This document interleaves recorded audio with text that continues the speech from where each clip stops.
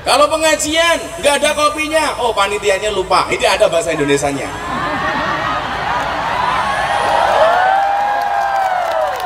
Saya nggak minta, hanya mengingatkan bahwa di atas meja nggak ada kopinya, Pak.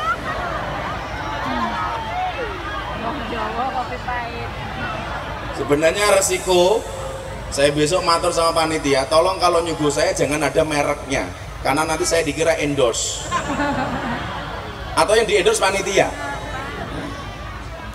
Besok lagi kalau ngasih sesuatu tolong nggak usah dikasih embel-embel, Pak, karena kalau kayak gini pasti tersebar di YouTube, dikira saya dapat bayaran dari gini, Pak, padahal yang dapat bayaran kamu.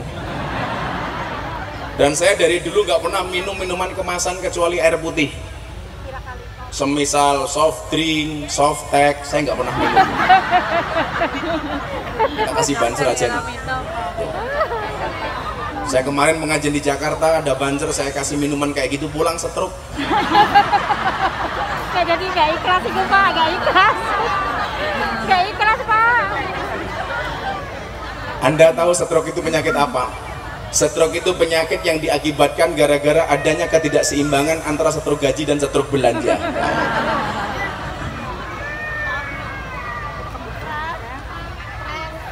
Jadi Wang Sinawang. Oke, saya berdiri. Cukup di sini. Sini, Pak, sini geser, Pak, geser, Pak. Mohon maaf, saya duduk kembali karena ini hanya contoh ya.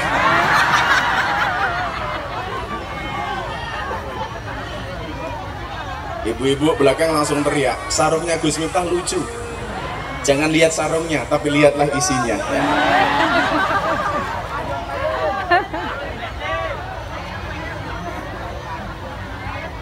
Wang Sinawang itu apa?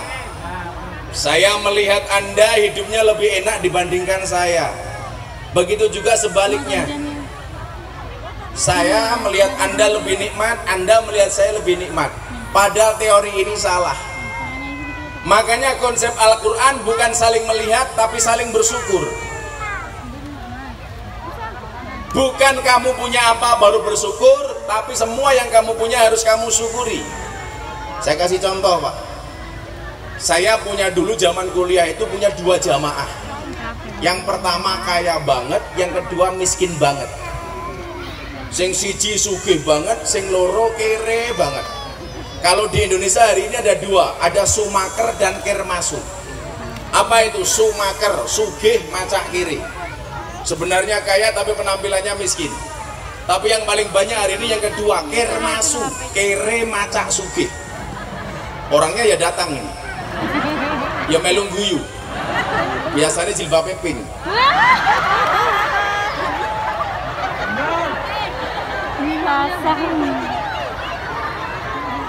Jilbabnya pink. Tua pink. Yang jilbabnya hitam insya Allah lebih parah.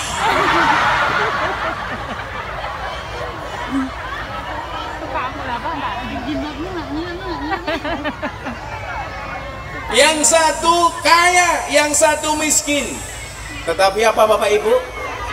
Kita lihat, kira-kira lebih bahagia yang kaya atau yang miskin? Saya kemarin seminggu yang lalu pengajian di Hotel BSD Tangerang. Pengajian ibu-ibu sosialita. Acaranya kajian sama Gus Miftah. Tapi yang berjilbab nggak ada 25%. Bahkan pakaiannya seksi-seksi. Itulah kenapa saya pakai kacamata hitam. Bukan untuk menjaga pandangan, supaya kalau ngelirik nggak kelihatan.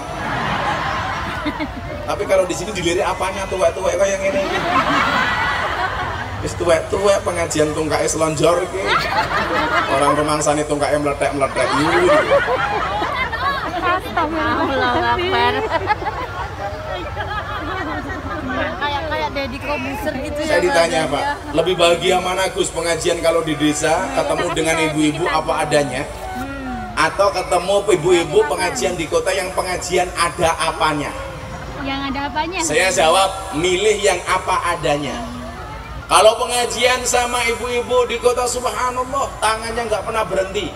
1, moto kiai, nomor 2, selfie dengan diri sendiri. Dikit-dikit, hai guys, pengajian sama Gus Miftah guys, matamu.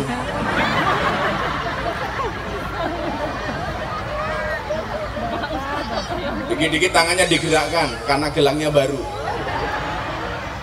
Coba kalau pengajian di desa seperti ini Pak, subhanallah khusyuk gitu kan, tangannya dilempet seperti ini. Kenapa tangannya dilempet? Khawatir gelang karetnya kelihatan.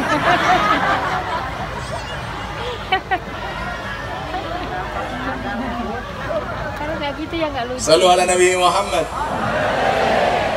Yang satu kaya banget, sebulan penghasilannya 500 juta.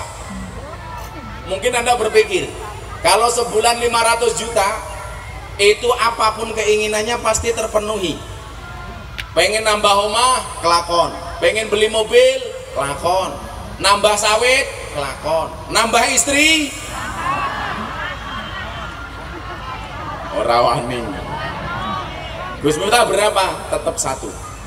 Karena saya termasuk suami yang setia. Karena saya punya prinsip, lelaki yang hebat bukan lelaki yang mencintai banyak wanita, tetapi mencintai satu wanita dengan banyak cara. Kenapa saya ngomong seperti itu? Karena direkam kamera. Sama teh guyu.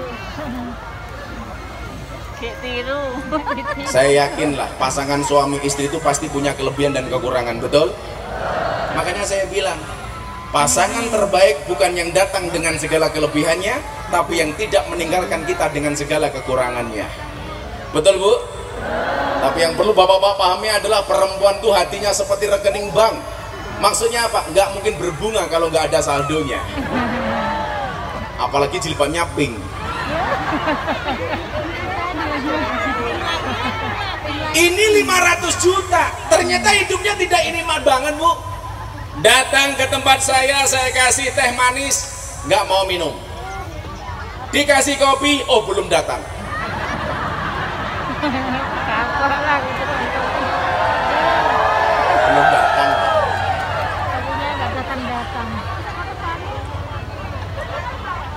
Dikasih kopi manis, oh belum tahu manis apa pahit. Nggak diminum, kenapa? Karena ternyata punya penyakit gula. Hati-hati, Banser bapak-bapak jangan sampai kena penyakit gula. Tanda-tanda Anda kena penyakit gula itu mohon maaf, nggak bisa begini. Nggak bisa begini. Nggak bisa begini. Cangkeme. Kalau saya bilang nggak bisa begini malah dia bengok. Ini bisa ngaceng mata.